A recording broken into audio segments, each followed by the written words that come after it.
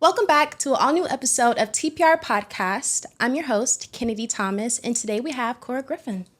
Hi. Thank you so much for joining us today. Thank you for having me. Yes, and I'm super glad that you're here to talk with me. It's a full circle moment, especially for me, because I actually first met you at Miss Georgia USA a long time ago, and you were super sweet to me. You gave me the rundown and everything. You just had grace, and I always kept you in the back of my mind, even when I did other pageants, because you were just so elegant. So I really appreciate that. Thank you, Kennedy. That's so sweet of you to say. Absolutely. So what you been doing today? Girl, so actually, last night my friend had like a little celebration dinner. He got a great job, and so we were celebrating him, had a good little night. I had a wholesome night, got in around, I don't know, like 10 p.m. That's like actually past my bedtime.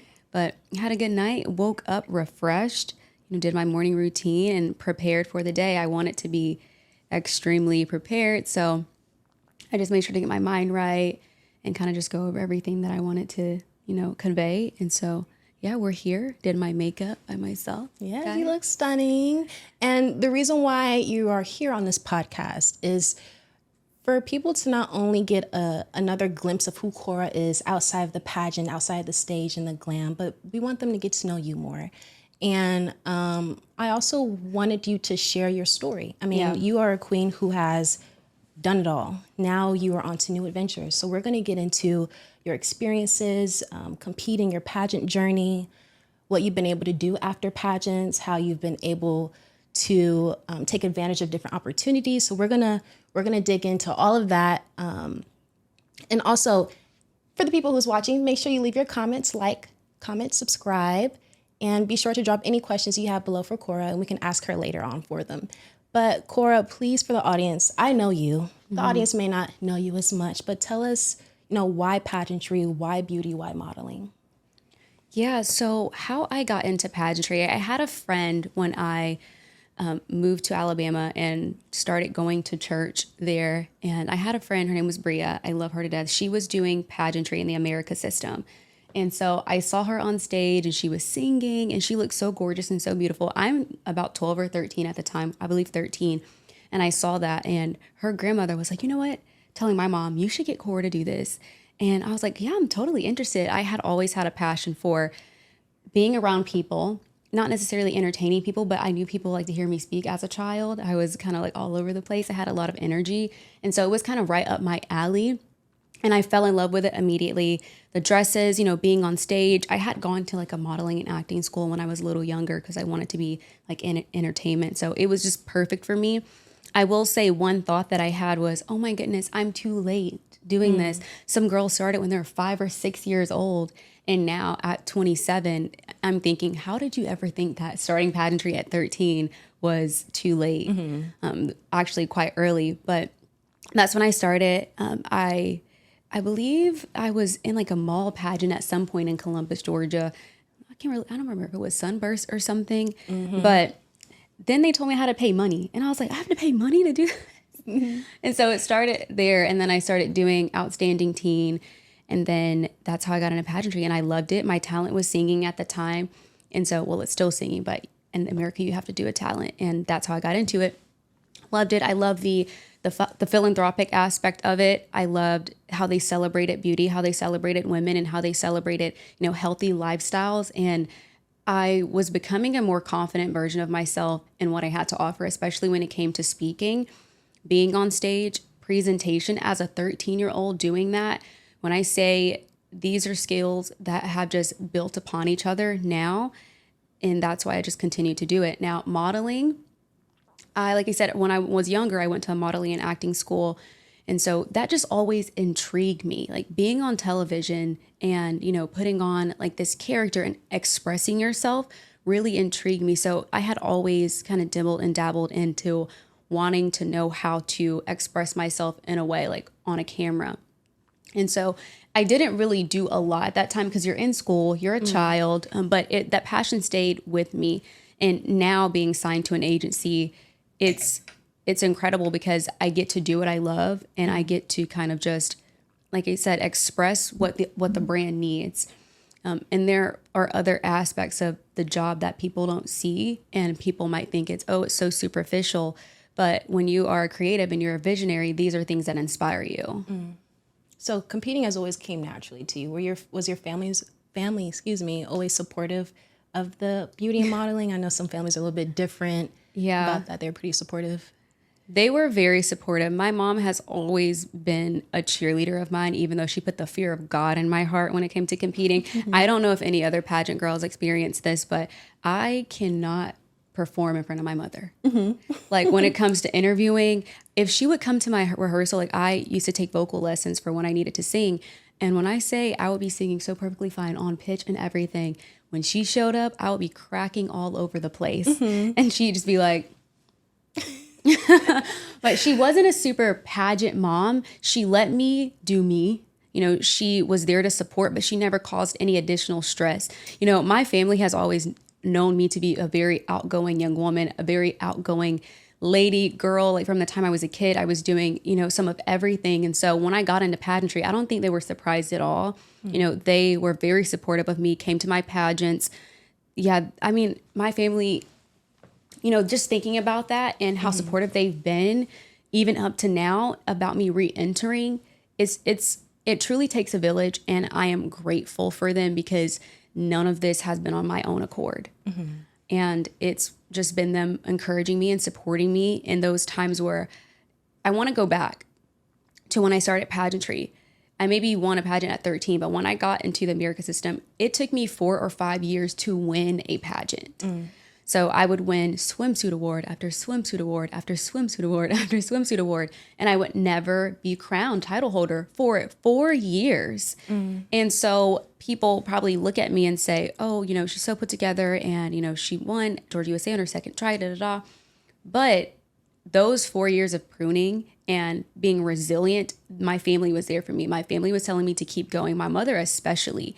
And then once I got into my mind, I'm not going to let this hindrance, what it seems like a hindrance, to deter me from the goal that I had set for myself, which at the time was just to win local. I'm going to do it. And so being competitive, that kind of just gave me an edge. And I was like, you know what? I'm going to go all in. And yeah, they have been supportive from the beginning and even now. Yeah. So it's been a minute since you've competed again. I mean, you're back, you're better. What made you want to say, look, I'm going to do this again? Yeah, it goes back to having an incredible team. When I was Miss Georgia USA, I had an incredible village that helped me get ready. And one of those people was Nick Blaze and Candace and a lot of people. And so once I decided to exit, I thought the door was closed. And the opportunity presented itself to me from a person that I truly trust. And they really thought that I could, you know, go far. And so when you have people in your corner that believe in you, these people believe in you even when other people have doubted you, you get a sense of, okay, maybe I can re-enter. Maybe I can do this again. And so that's how I got back in it. I just trust the people around me. I know that they have my best interest at heart. And why not? You know, we have unfinished business. So I'm excited to be back. Yeah. And you're doing Grand this year. So you went from all these local pageants. You did USA, which is the Super Bowl of all pageants, and now you're here at Grand. And you know, Grand, spicy, extra big. So were you a little bit intimidated just by just what all is required from a Grand girl, or were you like, no, I got this? Well, I think number one is I love the grandeur of it all. I love how spicy it is. I love how feisty it is. And I think it really appeals to my natural abilities. So I wasn't intimidated. I was more like, yes, this is exactly what I want to do. There are a lot of pageant systems out there. And I really think if girls are wanting to do pageantry, you have to do your research and figure out what aligns with you. That way, when you show up, you can embody exactly, you know, not only what they want, but also who you are. And so that really drew me to it. And I love the system. I wasn't intimidated by it. You know, I have an unshakable confidence in myself because of God. And so, you know, I was like, I'm ready to do this. If my team believes in me, if I know no one's going to outwork me, then why should I be afraid? You know, so I think you just have to bet on yourself all the time, each time. When did that assurance of confidence come in for you? A lot of things that, I'm going to refer to is really just how I was brought up. My mom is an incredible woman of faith, and the greatest gift that she has given me was to show me how to be a woman of God. I always watched her growing up, reading the Bible, reading books, trying to get closer to God. And confidence is one of those things that people can say it's self-developed, but if it's not a confidence from Christ, if it's not a confidence of God in you and knowing who you are, your confidence has holes. And that confidence sometimes can, like I said, have voids in it, and it's just incomplete. And so mine is a reassurance of knowing who I am in Christ. And so that's something that no one can take away from me. It's not because of how I look. It's not because of my accolades or accomplishment degrees or whatever it may be. It's because I know who I am. I walk in my authority, and then just being the person that's going to exemplify that at all times. So my confidence definitely comes from that. My mom just drilling into me being a woman of faith. And so the world is not something that can shake that for me. There's no circumstance that can come into my life that can shake the confidence that I have in him, because he's my solid foundation. Mm-hmm. Is there anything that you are switching up this time around in terms of like preparation for a pageant? Are you trying to hone in on interview or stage presence? What are you trying to do different? One thing about me, I'm never going to leave a stone unturned. Okay. I practice every single day, whether it's an interview, a walk, a workout, planning what your story is, honing in on what your story is and how you can be an asset to the system. Because yes, they are benefiting us, but also it's us serving a program. It's a collective. And so I am a preparation type of person. Even when I was doing Georgia USA, I remember October was when I started preparing every single day. I had gone through certain things that had made me, I was going through a lot of personal things at the time in 2020.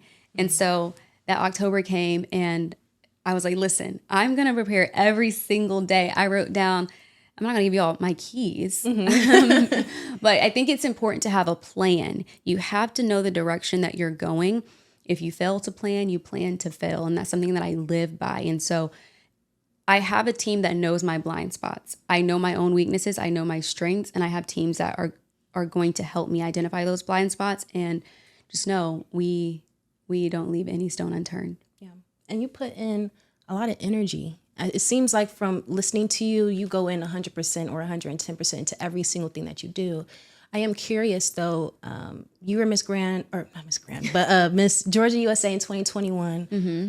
That was also a crazy year. We got the Crystal Stewart era, the Cancun and trip and everything like that. But listening to how you put in so much effort to prepare, I can only imagine how heavy that felt going through that experience. Because I don't know, I can kind of attest to it as well, because I went through a similar issue. Just I put in all this energy, and then it was just pre-planned. Everything was pre-chosen and operated. But for you, do you think that you felt the same way as well? Like, I put in all this effort and it's like all to waste? I'll say I definitely felt a way. We all go through things in life, and you can't control half of it, but you can control how you respond to it. And I had worked over 10 years in pageantry. And so how everything unfolded, it was a surprise, but the only thing that I could do is worry about Cora and what is my next step. And, I truly believe that everything does happen for a reason. And, I don't have any ill thoughts or intentions or words to say, but I will speak for my work ethic. Yes, because I do work so hard and give it 150% and wanted it so bad. And I thought, if I show up, it's going to be based on merit. When things don't go your way, like you said, you just have to control how you respond to it. But that is not going to deter me from putting in 100% in anything else. Yeah, I was just about to ask you that. Like, going into this pageant, do you feel like, I'm kind of scared to put all my eggs in one basket? So you don't feel that way at all? No, I don't feel that way. Every situation's different. Yeah. You can't let a past circumstance dictate how you act moving forward. And I think sometimes we can get a little bit jaded. I'm preaching to myself at this point because... me too, because I was jaded for a little bit too. Yeah. Especially if you're going to go back in it. Yeah. Now, I told myself I would never step back on a pageant stage again. Mm-hmm. So it's crazy how, we plan our steps, but the Lord ordains our way ultimately. Yeah. But I'm so happy to be back and surrounded by a team that supports me. And I'm optimistic about this system, so optimistic. I wouldn't trade being Miss Georgia USA 2021 for anything. My year counted. I affected and impacted so many people, the little girls that I was able to be around, the little boys, like the appearances that I was able to go to, the community that I was able to serve outweighs that week and a half that I was in Tulsa, Oklahoma. And so being Miss Georgia USA and my family and my team, my village, they are still so proud of my year. That week was not a culmination of everything that we had accomplished together. We had hoped for a different outcome, but at the end of the day, it didn't happen. And so what I did during that year impacted so many people, and I can only be grateful for that. And now doing that again, those same experiences are what I look forward to, the people that I get to impact. Yeah. During your reign and we keep talking about USA and Georgia, but I feel like that has made a bulk of the iron that you are today. Like it just made you more stronger. I do want to ask, while you were competing on the road to Miss USA, did you have any hints that, something might go down, or by go down, I mean like any type of like biasness? Did you feel that, or were you just like, nope, we're having fun. This is what is, did you feel that way or no? It would be a complete lie if I said no. I want to be as transparent and honest as possible. I think a lot of us did. I mean, I know a lot of us did because a lot of the girls were coming forth. But when you're in competition mode, sometimes you're like, okay, is this in my head? So you try to rationalize out of it. Surely this is not happening. Right. Surely, there's so many things at stake, so many people, so many moving pieces that you're like, surely this is not going to happen. But you hear about it, the girls before us always say, they have their experiences and they're like, yeah, you're not going to understand until you get there. You're not going to understand. But I think it was truly different this time. It's weird because when you talk about it, I'm still so grateful for that experience. And I'm so grateful that my friend got to experience that and become the title holder. And I think when any girl comes out and says anything, they automatically think you may be attacking someone when that's not the case at all. That's why I kind of just zip it, throw away the key. Like I have, no words. But it's just something you have to live with. And you think it's in your head when certain people are saying things, but you just kind of try to stay tunnel vision on the goal that you have ahead and try not to let those things get in your head. Yeah. So, you just try to block it out when you hear things or see things. So yeah. I applaud you. That takes years for a lot of people to acquire that, to go through all that and still be like, I'm going to put in 150% of my work. I'm going to still do me, focus on Cora. I'm going to be tunnel vision and do what I got to do.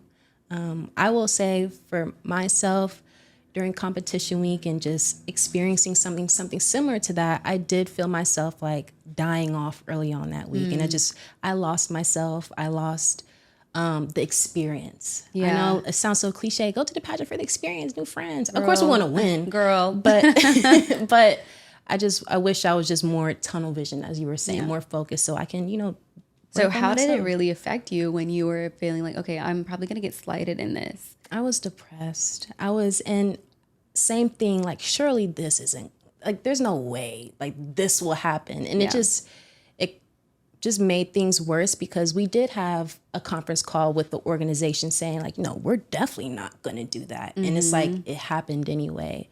So it hurt myself. It hurt a lot of girls. When it comes to Grand, not saying it's a new system, but it's a system that has potential, and it has the potential to really grow and expand. Yeah. So the experience that I was dealing with, and now I'm glad we have a whole new directorship and a whole new team. So I'm really excited for this go around of the new class that you'll be a part of. I will say that the previous team, it kind of just hurt a lot of girls. And it makes you realize that, maybe pageants are all like this, or maybe like man, I'm just done type of deal. Yeah. So it was, I was in a dark place for a second. How long did it take you to recover? 3 months, 2 or 3 months. It was the 2 weeks after the pageant, it was really bad. Yeah. It was really, really bad. And what's most important, and I'm glad that you spoke on this, because a lot of girls lose themselves during this process or even harm themselves, is to stay positive and to stay that tunnel vision, and stay focused. But yeah, I don't know. I feel like I'm rambling right now because it is still touchy for me. Yeah. And It can be that way. Yeah. And don't invalidate yourself. I was different when I got back to Atlanta from Tulsa. I still had things to do. So I couldn't even give myself time to process. I think I had about 24 hours. And you're still the title holder, so you still I'm have still to do the title things. holder. I still have things to do. I still have calls. I still have appearances. So there wasn't really any time to decompress. But I'm glad you were able to have like that 2 months to yourself to be like, okay, process your feelings. That way you can, move through it. You said it's still kind of touchy for you. A little bit. But I think it just takes having conversations like this, having some sort of relatability, not feeling like this only happened to me type deal. Exactly. That's right. Because people, not even people, us in the system, we don't want to say anything. We don't want to be that girl. Yeah. So you kind of just have to be like, Before all the time. Before we, because I do want to get into who you are outside of the crown. Before we get into that, I wanted to ask you, did you feel pressured to say something with the whole situation that you were in with Miss USA? Did you feel a need to like say something and be that girl? Or did you just, I know you said that you just want to lock the key away, not say anything, but do you ever reflect and be like, well, dang, I should have said something? Or No, I never think that I should have said anything because what was that going to do? Right. What was that going to do? And how can you actually show? And then what are we going to do? Compete again? No, God forbid. But like I said, I'm still so happy for my friend to win, to have that experience. Yeah. That ultimately, the only thing that matters is, did you accomplish what you came to do? Exactly. Did you perform to the best of your ability? Now, there are some things that I wish I could have changed about my performance, but that wouldn't have changed the outcome. I can just be happy about my year.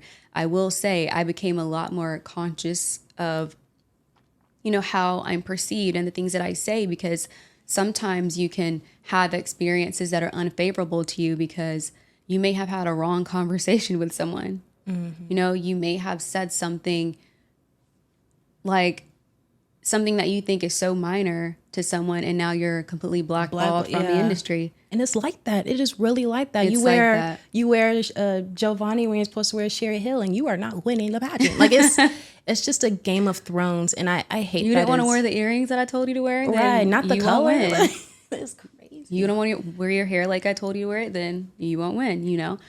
And so I think, going into this industry and then coming back and having a supportive team around me that isn't going to intentionally misconstrue what I'm trying to say. Like, we have honest conversations. I can call my director, my team, whatever it is, coaches that I have surrounded like by me, and then they know exactly what I'm trying to say. They're not looking to see, is Cora trying to say this in a crazy way? Like, no, they know my intentions. I'm super respectful about it.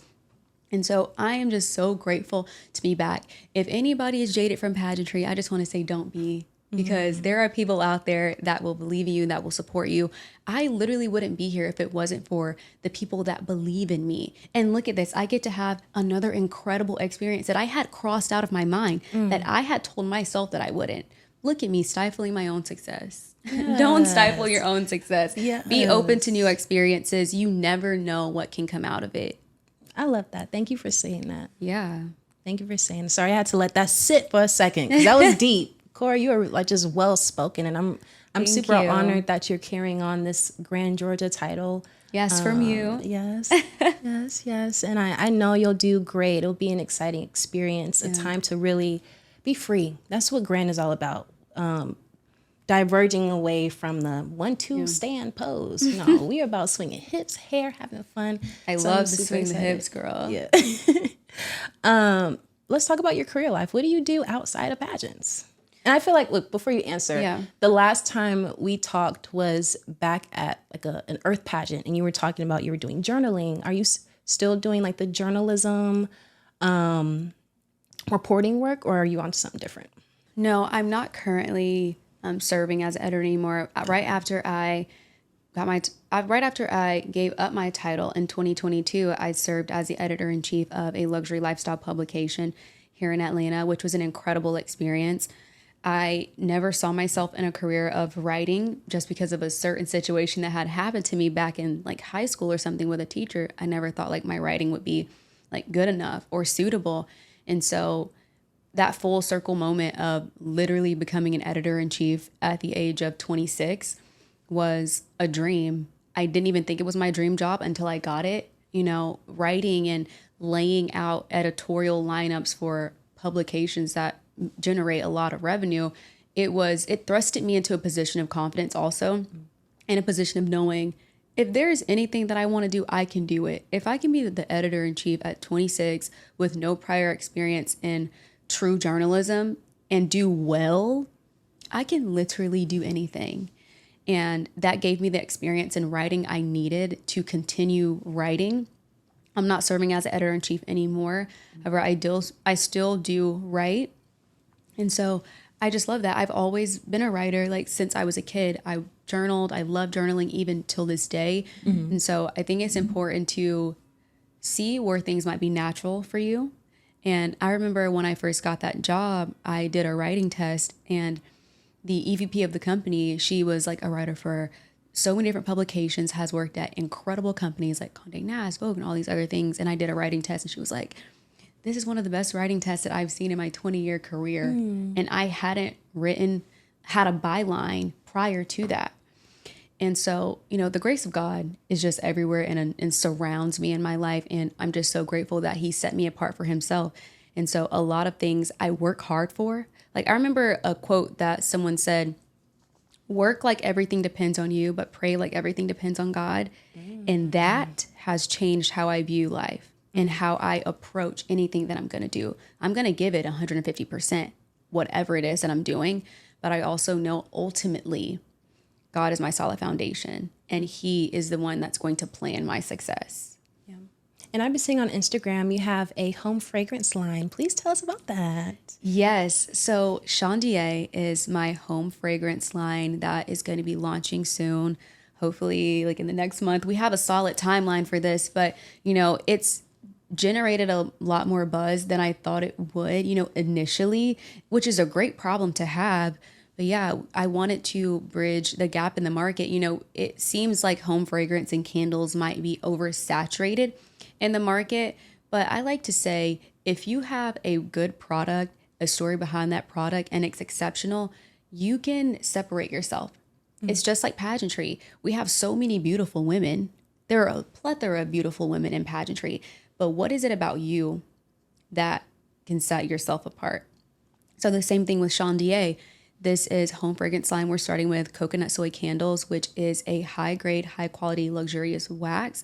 You know, it's not a paraffin based wax. So we're not going to charge you so much money for a paraffin base. Like this is a good luxury wax with high quality fragrance oils that don't smell synthetic, and they all smell so good. I know. I smelt it, y'all. Do you love it? I'm really picky about my candles. And that right there smells like, if you go into Neiman Marcus and you go into like the candle section, I don't know if y'all have done that before. It smells like one of them $300 candles. I love it. They're absolutely beautiful. I'm the same way. I'm so picky about my candles. I can go into any store. I'm like, I don't like it. I'll smell it 15 minutes. I'm just like, nope. But these I curated specifically for the person that's a little picky and like you like a little more sophisticated scent. Yeah. And they also act as aromatherapy. So for example, I don't really care for a lavender candle. My mom loves lavender, but I have this lavender one that I put a little bit of white sage in, a little bit of bergamot, a little bit of pure vanilla, and I love it. It's like, it's not your traditional lavender. It's different. And I light it a couple hours before I go to bed. And when I say it's like NyQuil, Yeah. I sleep so good and peacefully. Girl, you got me excited. I need me some candles. Yes, I'm so excited. And Shondier was like my brainchild because, this brand means so much to me. It's not just, oh, I want to start a home fragrance line. It's out of purpose. And I know this is God's company. Number one, it came in my mind when I was going through a dark time in my life. I was just about to ask you that, the story. Life is hard. Well, when I say life is hard, I don't mean that, just every single day. But we all go through things that take a toll on our mental health. And that's where your faith walk is so important. Because if you don't get your mental in check, you will spiral so far down that you cannot come back up. And so that faith walk is so important to me. And Shondier with the candles, it really represents the light of the world, the light of my life. And so many times I would come home and I would light my candle and it would literally be the best day. Mm-hmm. It would literally complete my day. And just that simple act of lighting a candle. And for me, it literally represents John 1:5. The light has shone in the darkness and the darkness has not overcome it. And there's another translation that says it can never extinguish it. So it's like the darkness can be all around us, whether that be life, circumstances, bad relationships, betrayal, but we have the ability to shine our light. We're the only ones that can extinguish ourselves. Mm-hmm. And so it represents that. And then Shondier, the name, I want it to be, started with a C for me. I also want it to be seven letters. I was born on the 7th, which represents completion. Mm-hmm. It's a complete brand. The brand has a complete identity and it just represents the light. We have different emblems that really signify what we believe in. And so I think it's important for me to bring this product to the market for those that are interested in home fragrance, a quality product. You aren't going to be burning petroleum in your house. This is a clean burning, it's vegan, great scent, but you're also supporting a story. You're also reminding yourself of the light in your life. Mm-hmm. You're also reminding yourself not to be overcome by darkness. Mm-hmm. So I think a lot of things that we align ourselves with, whatever it is, a brand, a product, we resonate with their story. And so that's what I wanted it to be about. And, we have plans to expand. We are just starting out. So yes, we have candles, but this is a brand that is made to expand. It won't stop here. I love that. And are you going to showcase that during your platform in the pageant world for Miss Grand Georgia? Is that incorporate the mental health or is it something else for your platform? The mental health portion, mental health is, or I guess what I'm trying to say is, are you incorporating this mental health, self-discovery, self-acceptance into your pageant platform kind of deal? I like to think of those things as a part of who I am. Okay. And not something to be used for, a platform. It's just who I am. Mm-hmm. It represents a part of me. So when I show up, the things that I talk about, I want to use the platform to highlight the parts of me that resonate with other people. Yeah.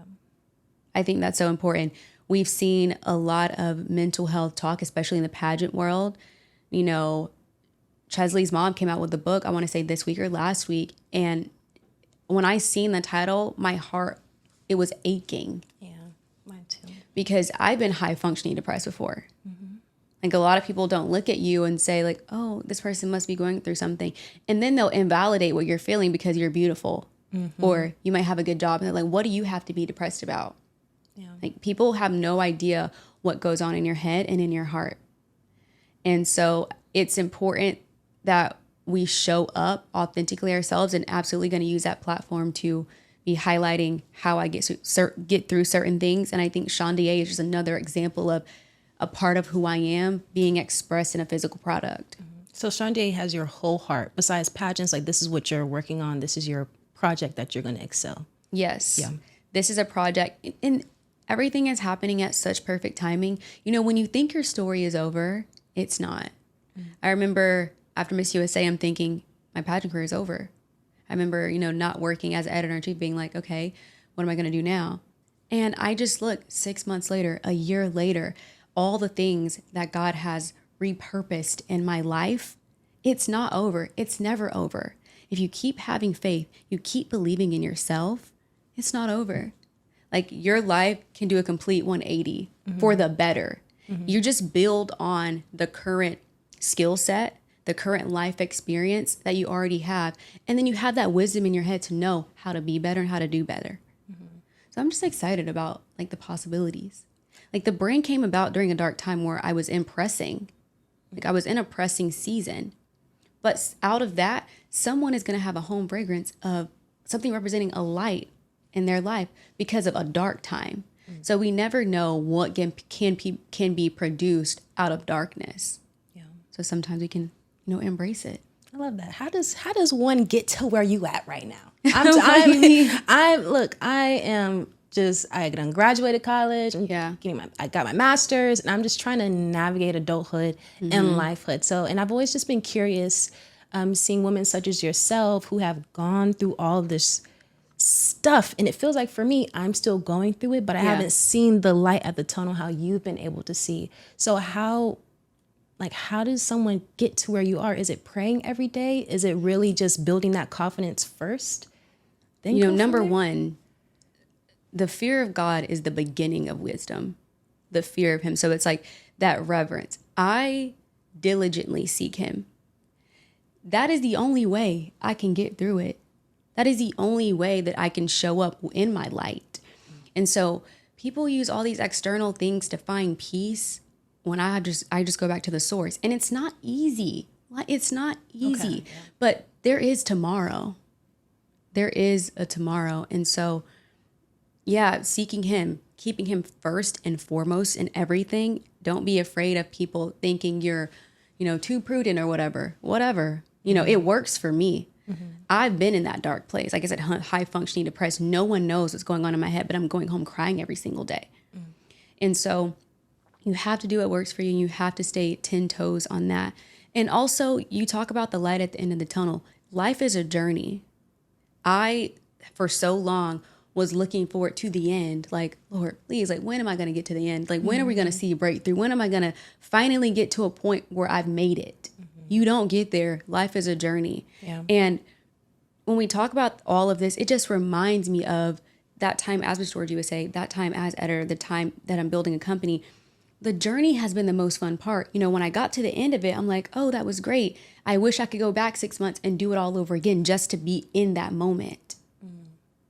And so I've learned to be present where I am. Sean Diego, multi-million-dollar company yet. I want it to be yesterday. Before it even launches, I want it to be. But the journey, I've learned to embrace the journey, even when it comes to building relationships. Like, okay, when is the wedding? When is the engagement? But the part of building that connection that makes you even want to marry someone, that is so beautiful to me. Yeah. And so I would just encourage you and say, enjoy the journey and know that if you're giving 100%, you're doing your best to keep God first. You're doing your best to put your best foot forward. You will have a bright tomorrow. It might not seem like it, but don't let the enemy put a veil over you. Yeah. Just keep going. You have an incredible village. If you ever need me for anything, let me know. Like, I'm here. I'm here for wisdom, for guidance, for anything. Because I know. And I'm still in places where I have to call people too. And so it's just important to stay level-headed, stay grounded. Don't spiral down. If you feel like you're spiraling, get help immediately, because you don't want to be super like all the way down there. Yeah. Right. As soon as you start noticing little patterns, like, okay, I'm off my routine. I didn't make my bed today. I didn't put on my lashes or something. Like, okay, start recognizing little patterns of before it's like, I don't want to get out of my bed at all. Yeah. It starts small. Like, okay, I'm not eating breakfast. Okay. I didn't want to pray today. Like, I didn't want to do my everything shower. I just wanted to hurry up and get it done. So I started to recognize small patterns and correct them before I get literally down to rock bottom, Yeah. So that's what I would say. What's next for you? What's next for me? Trying to build this company. Yeah. Trying to build this company, still keeping God first.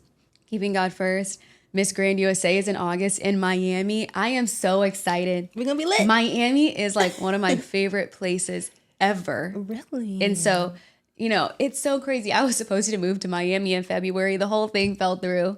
But there's something in Miami for me. I've been trying to get there since December 2022. And so I'm so excited that it's there. And to have a national pageant experience in Miami, I was in Oklahoma, and Oklahoma's great. Oklahoma's great. It's beautiful. I had a lot of history there, but to have a pageant in Miami, I'm going to get my experience. I'm so excited. Yes. So glam. Yes. But yeah, building this company and, building relationships is important to me. The life success is great, but the people that you do it with are the most important. Like the people that you interact with, that is what matters to me. Like all the worldly success is okay. Yeah. Thanks. It's good because you get to impact people. They get to see the blessing on your life. They get to see how God's working through you. And hopefully that can, point them to Christ. That's the only reason why, you want to elevate, so people can see the favor on your life, so people can see that God can and God will. But family, relationships, that's like my heart. I'm a lover girl. Yeah. And fingers crossed, I'm going to put into existence that you're going to win Miss Grand United States of America. USA. USA. Have you ever been to an international pageant? Because you're going to be out there for a month. Have you ever done an international? As a spectator, when Miss Universe was in Atlanta, I went. But I haven't been in an international pageant. Listen, if we pull this off, what a comeback. Yeah. What a comeback. Guys, do not give up. Don't. Do not give up. I mean, honestly, just being Miss Grand Georgia, I'm happy. Happy, grateful. The fact that people believe in me to do this again. I mean, I literally could tear up right now, but I'm not going to mess up my makeup. But it's just, I just live a life of gratitude, and I'm just happy. When you're in the dark, you have to stay positive. And I think that's something that I have been taught in this time, because this is still a testing period for me. I could have gotten discouraged. Yeah. I've been through layoffs. I've been through having trouble in your career and not knowing what's next. And so, to be here and having people still want to support me, I'm humbled. You deserve it. And even watching you through Georgia USA, how you would document on YouTube. I don't know if you know this, but a lot of people fell in love with you just from your YouTube videos. We were able to see who you are, how you've been able to prepare, what you were grateful for. So it's really dope that after all these years, you are still consistent with who Cora truly is. Because on the back end with the Pageant Resource, we have interviewed queens virtually in the past where they say one thing, but they're really nasty in the inside, or they put on this persona. Yeah. And it's really dope that this is who you are, and it's in a way where people can catch on to it and they have no choice but to fall in love with you. So I'm super excited for you. I'm so glad you brought that up, because I actually archived a lot of those videos. I didn't think, number one, people would like them. And also I felt very vulnerable.